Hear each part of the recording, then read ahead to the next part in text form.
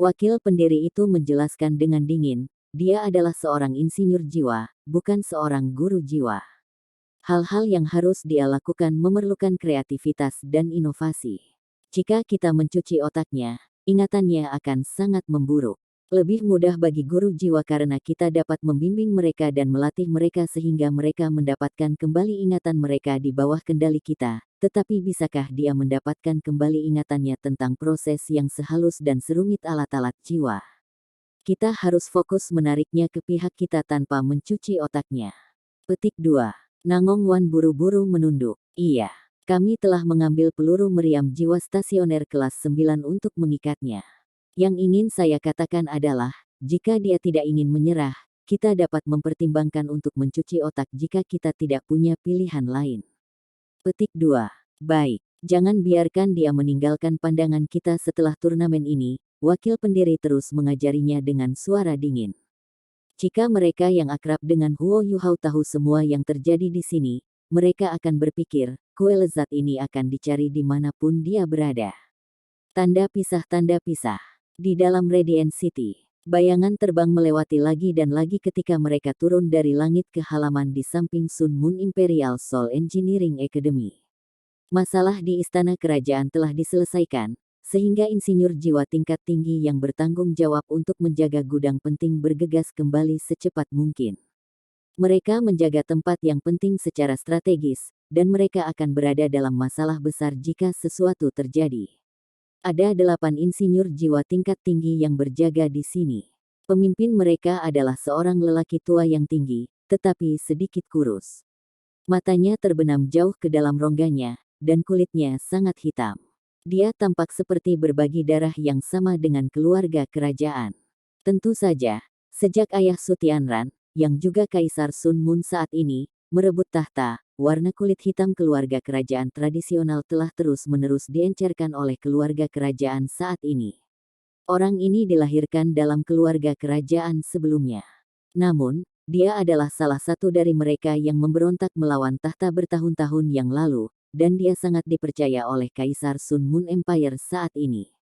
Namun, dia tidak mendukung Su Tianran, meskipun Su Tianran telah bekerja keras untuk mencoba membawanya ke sisinya. Nama pria ini adalah Su Guozong, tapi dia tidak loyal sama sekali. Dia besar dalam untung dan uang. Dia telah membantu kaisar saat ini merebut tahta bertahun-tahun yang lalu, dan mendapatkan obat-obatan yang banyak dan yang lainnya sebagai gantinya, yang merupakan cara dia mencapai peringkat budidaya saat ini. Mereka hanya menjaga gudang, tetapi penjaga ini diperlakukan dengan sangat baik. Kuncinya adalah otoritas mereka, hanya kaisar sendiri yang bisa menyentuh logam dan peralatan langka di gudang ini, tidak ada orang lain. Bahkan putra mahkota tidak memiliki otoritas ini. Dia memegang kendali penuh atas inventaris dan semua yang ada di gudang ini. Kadang-kadang penyelundupan beberapa orang untuk dijual membawa keuntungan luar biasa, dan Su Guozong sendiri masih seorang pangeran. Dia dihormati, memiliki status dan pengaruh, dan adalah seorang pria dengan kekuatan dan otoritas nyata. Dia memiliki beberapa koneksi dengan militer, dan dia juga seorang insinyur jiwa kelas 9 sendiri. Su Guozong adalah salah satu karakter Sun Moon Empire yang lebih besar. Su Tianran selalu berusaha mengikatnya, tetapi Su Guozong tidak pernah mengkonfirmasi sikap dan posisinya karena dia masih mengharapkan keuntungan dan manfaat yang lebih baik.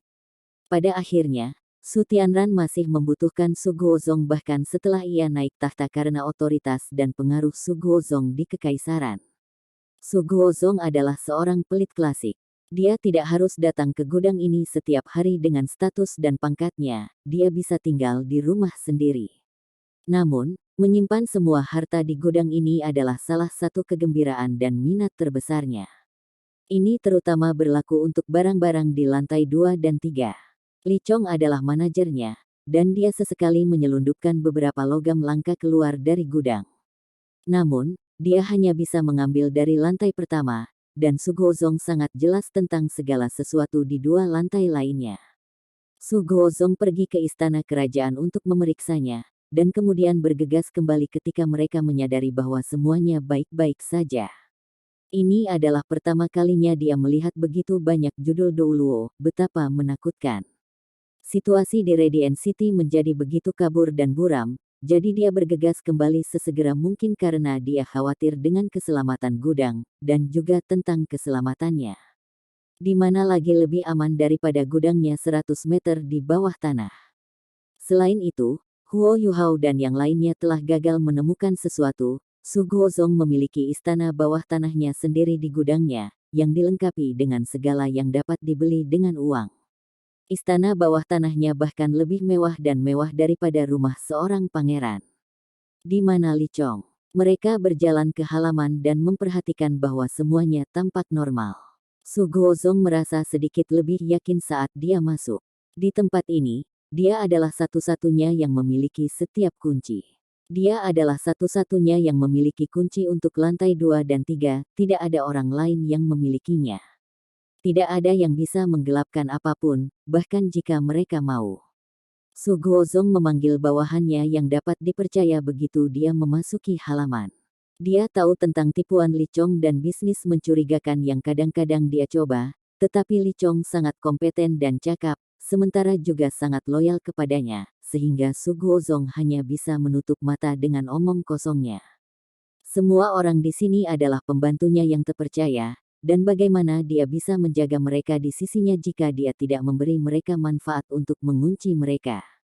Selain masalah lain, logam langka di sini yang tidak dapat diukur dengan uang adalah salah satu alasan paling penting ia mampu menarik para insinyur jiwa tingkat tinggi ini. Di mana kamu, Li Chong?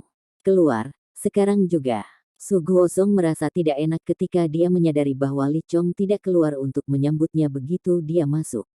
Tetap tidak ada. Su Guozong memiliki banyak pengalaman, dan dia menyadari bahwa ada sesuatu yang salah. Matanya terfokus saat dia menurunkan suaranya dan menggeram, waspada. Insinyur jiwa kelas 7 yang dia miliki bersamanya adalah semua individu tingkat tinggi, dan dia juga memiliki 3 insinyur jiwa kelas 8. Suara dentang terdengar ketika mereka merilis alat tanda tangan jiwa mereka dan mengaktifkan pelindung jiwa mereka, bahkan ketika para insinyur jiwa kelas 7 segera mencari di beberapa kamar di sekitar mereka. Namun, Li Chong tampaknya menghilang ke udara. Kamar-kamar lain semuanya kosong, dan tidak seorang pun bisa terlihat. Tidak ada yang terjadi di tempat ini juga. Salah satu insinyur jiwa kelas 7 berjalan keluar dari sebuah ruangan dan tertawa ketika dia memberanikan diri. Tuan, mungkinkah dia minum anggur? Ekspresi Su Guozong berubah lagi dan lagi saat dia menggeram sekali lagi. Tidak, bukan itu. Li Chong selalu setia pada tugasnya. Bagaimana dia berani melangkah keluar dengan semua yang terjadi di luar sebelum ini? Cepat, mari kita periksa gudang. Petik 2. Dia mengaktifkan pelindung jiwanya saat dia berbicara, dan menyerbu ke ruang tengah. Dia membuka lemari pakaian dan mengetuk kode sandi ketika mereka melanjutkan ke lift yang menuju ke gudang. Lift dengan cepat muncul, dan semuanya tampak normal. Su Guozong membawa bawahan tingkat tinggi ke lift. Seorang insinyur jiwa kelas 7 mengetuk dinding elevator dengan ritmis dan akrab. Mereka akan turun di lift ketika bergerak, dan kehilangan gravitasi yang kuat menghantam mereka di saat berikutnya. Idiot, apa yang kamu lakukan? Su Guozong marah. Su Guozong secara alami tahu apa artinya kehilangan gravitasi ini, itu terjadi ketika perangkap lift telah dipicu. Ini bukan satu-satunya pintu masuk ke gudang, tetapi lift ini adalah satu-satunya pintu masuk di sisi mereka, jadi wajar saja jika memiliki mekanisme anti pencurian. Jika ketukan yang salah diberikan, elevator akan langsung meluncur ke bawah, dan akan macet setengah sebelum alarm berbunyi. Lift ini dibangun dari paduan hampir setengah meter, dan dindingnya sangat kuat. Setiap pencuri atau pencuri yang terjebak di dalam lift ini tidak memiliki jalan keluar. Orang-orang telah membuat kesalahan dan terjebak di dalam lift sebelumnya, tetapi mereka yang mengikuti Su Guozong telah lama menjadi bagian dari penjaga gudang ini. Namun mereka masih membuat kesalahan. Lebih jauh lagi, ini adalah waktu yang sulit. Bagaimana mungkin dia tidak marah? Memang, lift meluncur turun beberapa puluh meter sebelum mereka mendengar suara berdenting lembut. Lift sekarang macet. Insinyur jiwa kelas 7 yang telah mengetuk dinding elevator menatap tatapan menghina rekan senegaranya, dan kemudian pada ekspresi marah Su Guozong, dengan ekspresi canggung di wajahnya. Kurasa aku tidak salah mengetuk, tuanku. Kamu tidak berpikir begitu. Aku akan menjagamu saat kita keluar. Cepat, ribut. Dia mengambil kunci emas ketika dia berbicara, dan memasukkannya ke dalam lubang kecil dan sederhana di dinding di sisi lain. Adegan aneh terjadi. Kuncinya masuk, tetapi lift jiwa tidak bereaksi. Sepertinya itu benar-benar macet, dan tidak bisa dipindahkan sama sekali. Seorang insinyur jiwa kelas 8 dari perusahaan tiba-tiba memikirkan sesuatu, dan berkata, "Dengar, Tuhanku. Kenapa tidak ada alarm?" Petik 2. Su Guozong terpaku di tempat. Iya. Jika terjadi sesuatu pada lift, alarm seharusnya berbunyi. Orang-orang dari aula Virtue Hall akan waspada, dan alarm juga akan berbunyi di istana kerajaan. Ini adalah alasan mengapa dia menjadi marah ketika bawahannya melakukan kesalahan, karena orang-orang yang mengacau sangat memalukan baginya. Su Guozong memutar kunci emasnya dengan paksa beberapa kali lagi, dan mengkonfirmasi bahwa lift itu tidak bereaksi sama sekali. Wajahnya menjadi jauh lebih hitam dari sebelumnya. Ada yang tidak beres, seseorang mengacaukan lift. Cepat, buka saja. Insinyur jiwa jarak dekat kami akan bekerja pada itu, sementara kita semua akan membuka bagian bawah. Su Guozong memiliki banyak pengalaman, dan dia membuat keputusan dalam sekejap mata. Gudang mungkin telah diserang, dan meskipun ia memiliki keyakinan mutlak pada jebakan dan berbagai mekanisme alat jiwa defensif yang didirikan di dalam gudang, ia masih kikir, dan ia paling takut kehilangan hal-hal yang paling ia hargai. Selain itu, ada beberapa harta yang ia sukai di dalam istana bawah tanahnya. Tanda pisah. Itu yang ke-9. Ye Yulin penuh kekaguman saat dia menghitung susunan formasi lengkap Huo Yuhao. Tang Wu telah menyelesaikan 9 susunan formasi dalam 1 jam. Berdasarkan kecepatannya saat ini, dia bisa menyelesaikan semua 18 susunan formasi dalam batas waktu 6 jam. 1 jam untuk 9 susunan formasi. Susunan formasi ini juga kelas 6, paling tidak. Para hakim merasa agak buruk tentang diri mereka sendiri. Itu bukan karena mereka tidak memiliki kemampuan yang sama, tetapi tidak mudah untuk tetap berada dalam tubuh dan pikiran sebagai satu negara selama lebih dari 1 jam. Hakim-hakim ini kadang-kadang pergi selama 1 tahun penuh tanpa memasuki negara ini, tetapi Huo Yuhao berhasil mencapainya berdasarkan perintah. Susunan formasi seperti karya seni rumit yang Huo Yuhao perlihatkan di meja perajinnya. Huo Yuhao sendiri seperti mesin yang tidak membuat kesalahan sama sekali, mesin yang beroperasi dengan kecepatan dan efisiensi luar biasa. Hai, Ye Yulin menghela nafas, dan menggelengkan kepalanya, sedikit tak berdaya dan jengkel. Penatua Wang berkata dengan mengejek dari satu sisi, "Apa? Anda berpikir tidak ada banyak yang bisa Anda ajarkan padanya, bukan? Yayasan anak muda ini dekat dengan standar kita sendiri. Selain beberapa susunan, konsep, dan prinsip formasi top tier, kami hanya lebih baik daripada dia di peringkat kultivasi. Saya pikir kemampuannya dekat dengan insinyur jiwa kelas 7. Mungkin kultivasinya belum mencapai tingkat itu, tetapi kemampuannya pasti ada di sana." Petik 2. Ye Yulin mengangguk pelan dan setuju, "Ya. Jika dia semudah dia terlihat, kita para senior harus merasa bersalah. Meskipun dia lumpuh, aku sangat menyukainya. Siapa tahu, mungkin dia akan menciptakan keajaiban di dunia rekayasa jiwa kita di masa depan." Petik 2. Penatua Wang menghela nafas dan berkata, "Jangan terlalu memuji dia. Dunia tidak pernah kekurangan bakat dan keajaiban, tetapi mereka yang benar-benar berhasil dalam hidup, dan mungkin akhirnya menjadi legenda di zaman mereka, sangat sedikit dan jarang. Itu tergantung pada arahannya di masa depan. Saat ini, saya ingin melihat seberapa jauh ia dapat mengambil alat jiwanya yang berbentuk manusia dengan hanya 18 susunan formasi.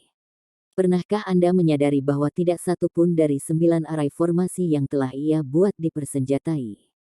Menurut aturan turnamen, setiap orang hanya diperbolehkan memiliki 1 alat jiwa. Dia akan melanggar peraturan jika dia memasang senjata eksternal." Petik 2. Ya, mari kita tunggu dan lihat. Jika dia sangat berbakat, maka dia seharusnya tidak tahu tentang aturan.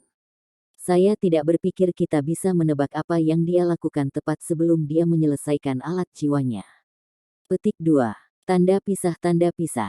Ke-10, ke-11, ke-12. Huo Yuhao terus menyelesaikan susunan formasi, satu demi satu. Jam kelima akan segera berakhir, dan seseorang telah menyelesaikan alat jiwanya pada saat ini. Kontestan pertama yang melengkapi alat jiwa mereka adalah Huang Zheng, yang mewakili aliansi Dusquater dengan Huo Yuhao dan Hekaitu. Alat jiwa Huang Zheng sangat khas baginya. Itu adalah lengan mekanik yang sangat besar, dan panjangnya 120 cm, dengan 3 cakar yang tajam di depannya. Seluruh lengan mekanik akan melekat pada lengannya sendiri, dan itu tampak mengkilap dan reflektif. Apa yang dilakukan alat jiwa ini hanya akan terungkap dalam putaran-putaran berikutnya.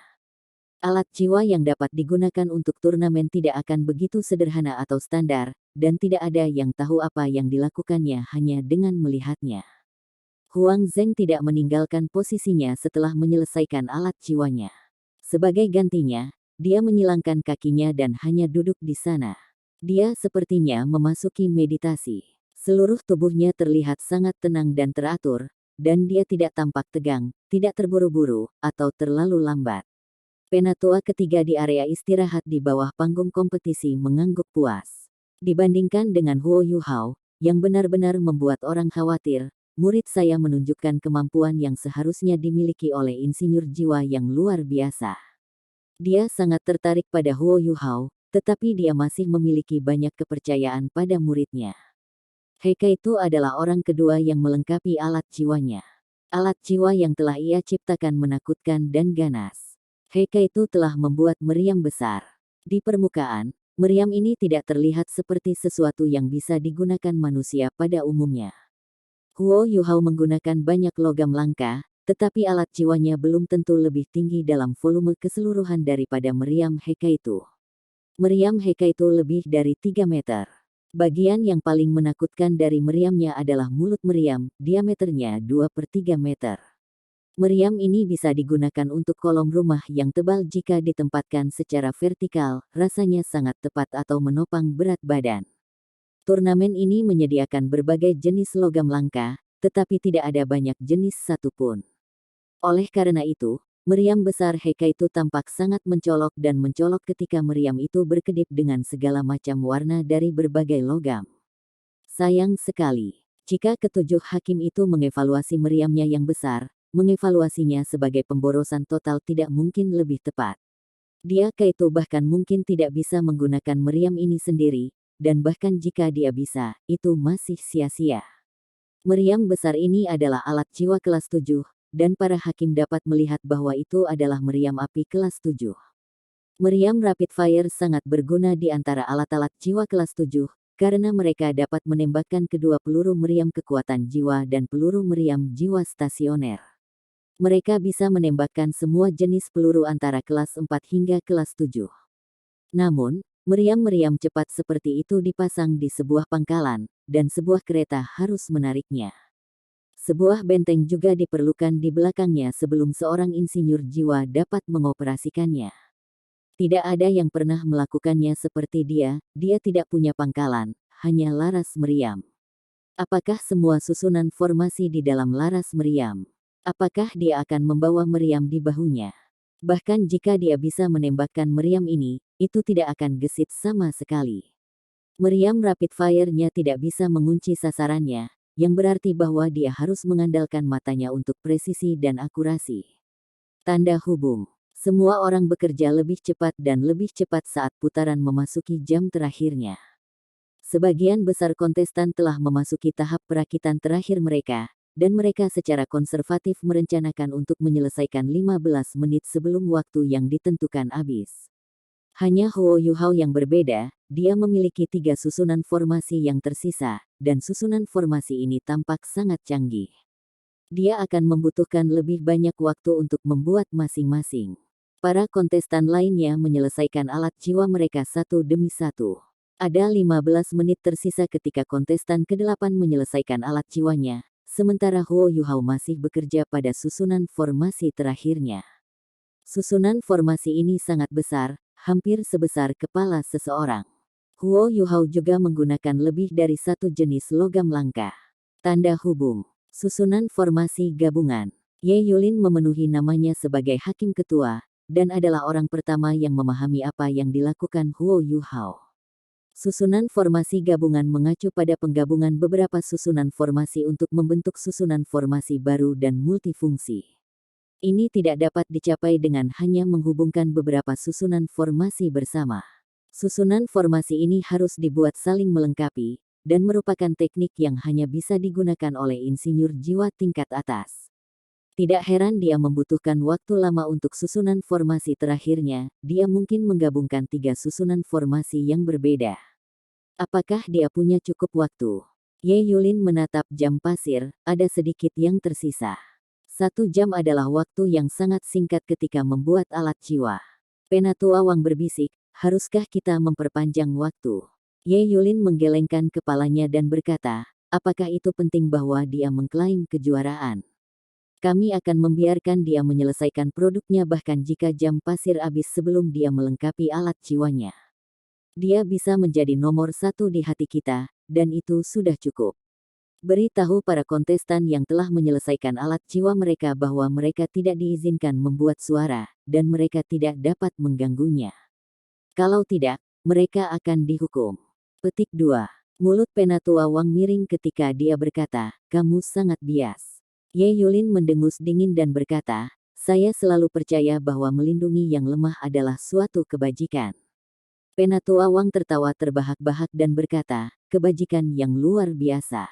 Baiklah, aku akan pergi. Petik 2. 8 kontestan lainnya dengan cepat menerima pemberitahuan bahwa mereka harus menunggu di tempat masing-masing, dan mereka tidak diizinkan mengganggu Huo Yuhao bahkan jika waktu habis. Tanda hubung. Dahi Huo Yuhao dipenuhi dengan butiran keringat. Dia tahu bahwa dia berpacu melawan waktu, sementara seluruh hati dan jiwanya ada dalam produksinya, dan rohnya telah dinaikkan ke tingkat setinggi mungkin.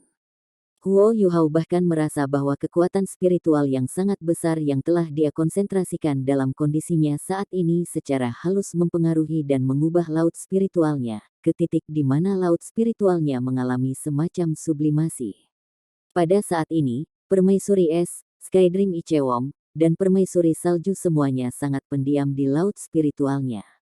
Mereka takut membuat suara tunggal akan mengganggu atau menginterupsi dia. Huo Yuhao beruntung berada dalam kondisi saat ini. Dia telah memisahkan rohnya hari ini, dan avatar rohaninya telah menghabiskan waktu yang sangat lama di luar tubuhnya. Sebagian besar master jiwa bahkan tidak berani untuk mencoba sesuatu seperti ini, karena insinyur jiwa yang khas tidak memiliki 1 juta jiwa-jiwa seperti Skydream Ichewom di dalam lautan spiritual mereka yang melindungi asal spiritual mereka. 1 kesalahan bisa menyebabkan semangat mereka hancur berkeping-keping. Namun, percobaan Huo Yuhao berhasil. Selain itu, avatar rohaninya telah kembali tepat waktu pada saat yang genting, dan rohnya diintegrasikan kembali sementara kekuatan spiritualnya menyatu kembali ke tubuhnya. Ini memberi Huo Yuhao pemahaman yang lebih baik tentang ranahnya yang tidak berwujud yang konkret, dan saat itulah dia dengan cepat memasuki tubuh dan pikiran sebagai satu negara, mengkatalisasi kekuatan spiritualnya untuk bersirkulasi dengan kecepatan tinggi, dan dia bahkan berhasil mengkonsolidasikan sebagian dari dirinya, wahyu dari sebelumnya. Segalanya tampak seperti bersatu. Sebagian besar kekuatan spiritual Huo Yuhao telah ditingkatkan oleh dew musim gugur menusuk full moon yang telah dia konsumsi. Dia telah mengasimilasi ramuan obat, tetapi dia tidak pernah bisa sepenuhnya mengendalikan kekuatan spiritual yang telah disempurnakan dan ditingkatkan oleh ramuan ini. Pada akhirnya, tubuhnya jauh lebih lemah dibandingkan dengan kekuatan spiritualnya. Dia bahkan tidak akan mampu menyimpan begitu banyak kekuatan spiritual jika bukan karena mata takdirnya.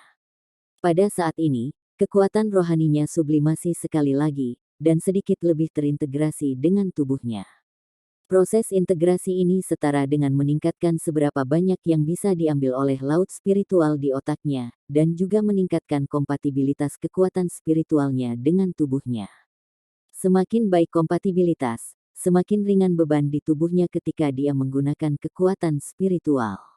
Meskipun fisiknya tidak membaik, dia sekarang bisa mengeluarkan lebih banyak kekuatan spiritual. Awalnya, Huo Yuhao hanya membutuhkan susunan formasi tunggal untuk yang terakhir. Namun, dia masih terbenam dalam keadaan itu, dan dia memberi dirinya tantangan sementara dia merasa terinspirasi sehingga dia bisa memaksa dirinya untuk menjalani sublimasi ini pada tingkat yang lebih tinggi. Meskipun ini berarti bahwa ia mungkin gagal untuk membuat alat jiwanya tepat waktu, kesempatan ini untuk menyuburkan kekuatan spiritualnya jauh lebih penting daripada turnamen ini. Tentu saja, Huo Yuhao pasti tidak akan mengakui bahwa fakta bahwa kekuatan spiritualnya begitu halus dan efisien ada hubungannya dengan dia mencuri bahan berharga yang tak terhitung jumlahnya. Tanda pisah. Sekte Tang telah bertemu dengan perusahaan Shrek Academy tidak jauh dari arena turnamen pinggiran barat. Zhang Lexuan mencapai hotel pada waktu yang hampir bersamaan dengan Su Sanxi dan yang lainnya. Zhang Lexuan akhirnya puas ketika dia mengetahui bahwa Huo Yuhao memang membuat rencana untuk Bei Bei, tapi dia masih mengikuti anggota Tang Sekte saat mereka dengan cepat mengantar Bei Bei keluar dari kota. Seperti yang Penatua Xuan katakan, Radiant City sekarang berada di bawah darurat militer ketika kerumunan tentara menyerbu ke kota. Semua orang tahu bahwa pasukan ini tidak bisa berbuat banyak melawan para insinyur jiwa dan penguasa jiwa yang kuat, tetapi membawa mereka berkeliling lebih baik daripada tidak sama sekali. Paling tidak, para prajurit ini bisa membatasi pergerakan dan ruang bernapas mereka. Perjalanan keluar kota tidak terlalu berbahaya, mereka dengan mudah mengeksploitasi kekurangan tembok Radiant City. Zhang Lexuan membantu semua orang keluar kota, dan mereka bertemu dengan Penatua Xuan dan yang lainnya. Huo Yuhao sudah memberitahu semua orang sebelumnya bahwa ada banyak master roh jahat yang kuat di arena turnamen. Karena itu, Penatua Xuan mengatur agar semua orang beristirahat di sebuah hutan kecil beberapa kilometer jauhnya. Penatua Xuan secara pribadi memulai beberapa tugas pengintaian, karena sulit bagi kebanyakan orang untuk menemukannya dengan kemampuannya. Bocah ini mulai terlihat seperti prajurit tertinggi, Penatua Xuan berpikir dalam hati menyetujui, ketika dia menyaksikan Huo Yuhao di panggung kompetisi dari jauh, masih bekerja keras. Huo Yuhao telah memberikan kontribusi besar kali ini, dan Penatua Xuan dapat membatalkan hukuman Huo Yuhao dari terakhir kali ketika mereka kembali ke akademi. Sayang sekali Dubushi dan yang lainnya tidak bisa diandalkan. Kalau tidak, kita mungkin akan mendapatkan lebih banyak jika saya membimbing mereka di sini. Mata Penatua Xuan mengalir dengan permusuhan dan pembunuhan saat dia terus berpikir. Jika dia bisa mengepung dan melenyapkan 3 organisasi bawah tanah, orang-orang gereja Roh Kudus, dan hakim insinyur jiwa itu, dampaknya terhadap kekaisaran Sun Mun mungkin akan sebanding dengan membunuh Su Tianran.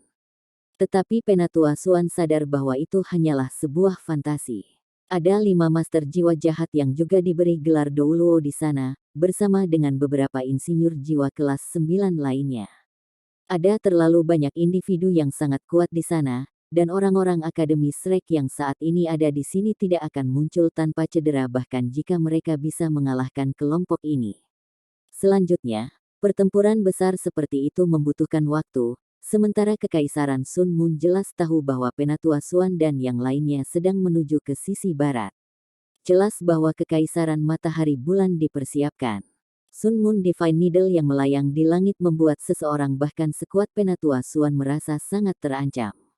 Untungnya, Huo Yuhao telah memberitahu mereka tepat waktu, dan Wang Donger dan yang lainnya memberitahu perusahaan Shrek Academy bahwa wakil pendiri Gereja Roh Kudus dan beberapa penatua ada di sana. Jika tidak, Penatua Xuan mungkin akan memimpin semua orang untuk melakukan penyergapan.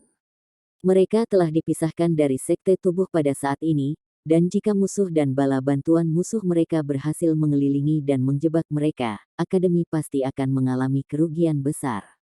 Penatua Xuan menimbang pro dan kontra, dan memilih untuk menahannya pada akhirnya. Tujuannya sekarang adalah sederhana, dia ingin memastikan bahwa Huo Yuhao dan He Kaitu kembali dengan selamat. Operasi mereka akan dianggap selesai begitu itu terjadi. Setelah itu, mereka harus menunggu dan melihat kejutan yang menyenangkan dari sinyal hijau Huo Yuhao. Tanda pisah. Barel meriam yang telah menonjol dari struktur di dalam istana kerajaan Sun Mun semuanya telah ditarik kembali, sementara pembersihan dan perbaikan dilakukan dengan sangat sempurna. Su Tianran masih berdiri di tumpukan puing-puing yang menjadi ruang kerjanya, sementara pendiri Gereja Roh Kudus dan Jing Hongchen berdiri di kedua sisinya. Tuan-tuan roh jahat semuanya lenyap, tidak ada yang tahu di mana mereka menghilang. Kaisar Naga Douluo juga tidak terlihat. Seorang pelayan yang mengenakan jubah prajurit emas berlari ke Jing Hongchen dan membisikkan sesuatu di telinganya. Jing Hongchen mengangguk dan berjalan ke Su Tianran. Yang mulia, sisi utara, timur, dan selatan telah ditempatkan pada siaga tertinggi, dan masing-masing meriam stasioner kelas 9 masing-masing telah ditetapkan dengan benar. Mereka akan langsung disambar oleh senjata terkuat kita jika mereka berani menerobos dari salah satu sisi itu. Menurut laporan pengintai kami, mereka berpisah beberapa waktu lalu. Kelompok yang dipimpin Akademi Shrek pergi ke sisi barat, sedangkan Body Sect, Heavenly Soul Empire, Star Luo Empire dan yang lainnya memasuki rumah Viscount menuju ke timur. Mereka belum melakukan apa-apa setelah memasuki mansion. Mereka tampaknya bersembunyi dan menunggu kesempatan. Petik 2. Bersembunyi. Su Tianran sedikit mengernyit saat matanya terpejam. Minta seseorang untuk memantau mereka sedekat mungkin. Kita harus memaksa mereka untuk memilih sisi barat, dan saya tidak berpikir mereka hanya bersembunyi. Jika mereka telah terpisah dari kelompok Akademi Shrek, maka mereka pasti tidak akan menerobos dari sisi barat. Imperial Tutor, bisakah kamu mengirim beberapa orang dari sisimu ke sana? Petik 2. Baik. Pendiri Gereja Roh Kudus mengangguk dan berbalik ketika dia menghilang ke dalam kegelapan. Tidak butuh waktu lama sebelum dia kembali. Aku sudah mengirim beberapa orang. Tanpa orang-orang Akademi Shrek, mereka harus membayar harga berdarah jika mereka ingin memaksa jalan keluar dengan orang-orang yang saya kirim dan Legiun Insinyur Jiwa Kekaisaran bekerja bersama.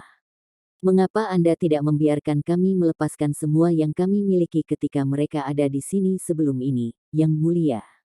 Jika kami bertarung dengan kekuatan penuh kami dan jika Anda juga berpartisipasi, kami mungkin bisa mengalahkan lebih dari setengah dari seluruh perusahaan mereka. Petik 2. Mata Su Tianran berubah sedikit ketika dia tersenyum dan berkata, kami berada di dalam ibu kota kekaisaran, dan kami juga berada di dalam istana kekaisaran kota Radiant. Jika kita melawan mereka dengan kekuatan penuh kita akan membuat mereka membayar harga berdarah, tentu saja, tapi kita sendiri juga akan mengalami kerugian besar. Selain itu, mereka memiliki begitu banyak judul Douluo, dan jika mereka mengabaikan aturan yang tak terucapkan dan menyerang kota, seluruh kota akan diboroskan. Bagaimana saya menjelaskannya kepada warga negara saya jika itu terjadi? Kami harus menghadapi mereka dengan pukulan berat kali ini, sambil memastikan bahwa kami menghindari kerugian sebanyak yang kami bisa di pihak kami. Tidak mudah bagi Anda dan gereja Anda untuk mengasuh anak-anak muda dan talenta juga, bukan? Petik 2. Dia tahu betul mengapa pendiri Gereja Roh Kudus menyarankan untuk bertarung di sini. Pria itu tidak peduli tentang kematian dan kehancuran, dan kematian begitu banyak warga sebenarnya sangat bermanfaat bagi tuan jiwa jahat. Su Tianran ingin seluruh dunia turun ke dalam kekacauan, tetapi bagaimana dia bisa membiarkan Gereja Roh Kudus melakukan sesuatu seperti itu di sini? Yang benar adalah bahwa Su Tianran tidak begitu takut dengan Akademi Shrek dan Sekte Tubuh mengabaikan aturan pertempuran Douluo yang tak terucapkan. Sebaliknya, dia lebih takut bahwa tuan-tuan roh jahat ini akan mengambil kesempatan ini untuk menimbulkan masalah, dan bahwa mereka akan membunuh kerumunan warganya. Pendiri Gereja Roh Kudus mendengus dingin dan berkata, saya tidak bisa membiarkan bajingan kecil dari Sekte Tang melarikan diri. Aku akan mengubah mereka menjadi zombie di bawah kendaliku. Dia membenci perusahaan Tang Sekte sampai ke inti, karena kematian beberapa tuan jiwa muda yang luar biasa telah memberikan pukulan berat baginya. Hatinya sakit untuk mereka. Su Tianran menjawab, jangan khawatir, Imperial Tutor. Perusahaan Shrek Academy pergi ke sisi barat, dan itu berarti mereka akan pergi dari sana. Selain itu, mereka tidak akan pernah menyerah kemuliaan yang telah mereka pegang begitu lama. Shrek Academy berhadapan dengan Tang Sek di final besok, jadi mereka tidak akan pergi sampai turnamen berakhir. Mereka telah meninggalkan kota untuk saat ini, tetapi mereka mungkin akan kembali setelah beberapa saat karena mereka tidak tega meninggalkan anak-anak muda elit itu. Saya dapat menjamin bahwa mereka semua akan tetap ada jika mereka terus menuju sisi barat, dan kita dapat menyimpannya di sini selamanya dengan membayar harga yang sangat kecil. Petik 2. Pendiri gereja Roh Kudus memiringkan kepalanya dan tidak mengatakan apa-apa lagi. Tanda pisah, tanda pisah. Waktu hampir habis. Tidak banyak pasir yang tersisa di jam pasir, dan bahkan Ye Yulin mulai merasa sedikit gugup. Tangan Huo Yuhao masih bekerja, dan tampaknya formasi 3-in-1 terakhirnya akan selesai. Bisakah dia membuatnya tepat waktu? Huo Yuhao adalah fokus perhatian setiap orang, dan banyak orang merasa cemas untuknya. Mereka yang paling peduli dengan hasil turnamen ini adalah mereka yang bertaruh dan menempatkan uang mereka di chapter ini. Mulut dan tenggorokan semua orang kering pada saat ini. Tentu saja, tidak banyak orang yang memasang taruhan pada Huo Yuhao, dan banyak orang diam-diam mengejeknya.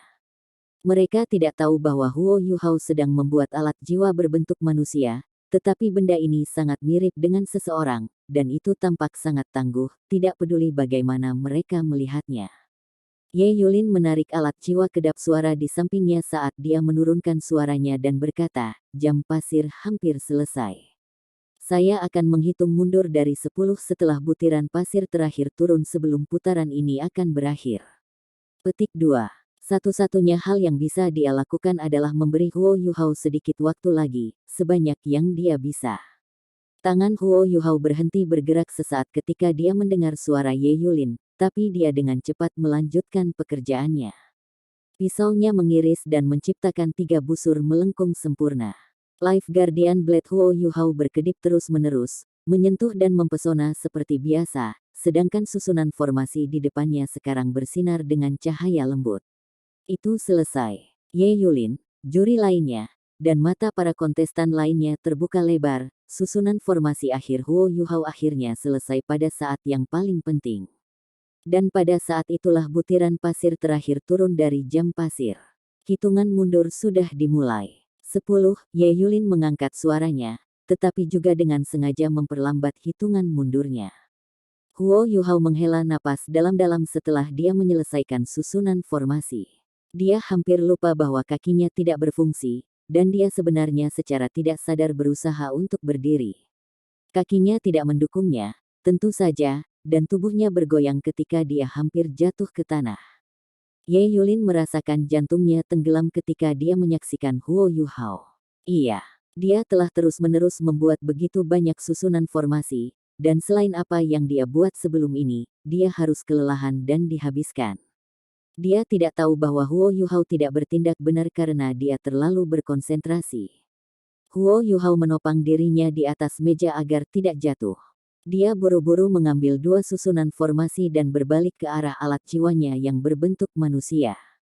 9, 8, 7. Tidak peduli seberapa besar Ye Yulin ingin menjadi bias terhadap Huo Yuhao, dia tidak bisa membuatnya terlalu jelas di permukaan.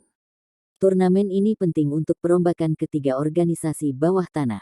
6, 5. Gerakan Huo Yuhao cepat, dan dia menggunakan kenyataan untuk membuktikan pada Ye Yulin bahwa desain alat jiwanya yang berbentuk manusia layak dan rasional. Huo Yuhao memasang 9 susunan formasi dalam beberapa detik ini, dan ia bekerja keras agar sesuai dengan 9 susunan formasi yang tersisa. 4, 3, 2, 1. Waktunya habis. Hentikan apa yang Anda lakukan, semuanya. Ye Yulin benar-benar mencoba yang terbaik, dan bahkan kalimat terakhirnya sedikit lebih menyeret daripada biasanya. Jepret. Huo Yuhao pada akhirnya tidak mengecewakan, dan dia menempelkan susunan formasi terakhir ke dada alat jiwa berbentuk manusia saat Ye Yulin mengucapkan 3 kata terakhir. Huo Yuhao meletakkan tangannya di atas meja kerajinan di depannya saat dia berhenti, dan jelas bahwa dia sedikit terengah-engah. Huo Yuhao lelah, dan dia bahkan merasa sedikit lelah meski memiliki kekuatan spiritual yang luar biasa. Dia telah memberi terlalu banyak dibandingkan dengan orang lain selama 6 jam terakhir. Dia telah membagi avatar rohaninya dan melakukan perjalanan ke gudang bawah tanah itu. Usaha itu telah menghabiskan energinya terus-menerus. Dia juga telah menyalurkan hati dan jiwanya untuk menyusun alat jiwanya, dan telah memasuki tubuh dan pikiran sebagai satu negara setelah avatar rohaninya kembali.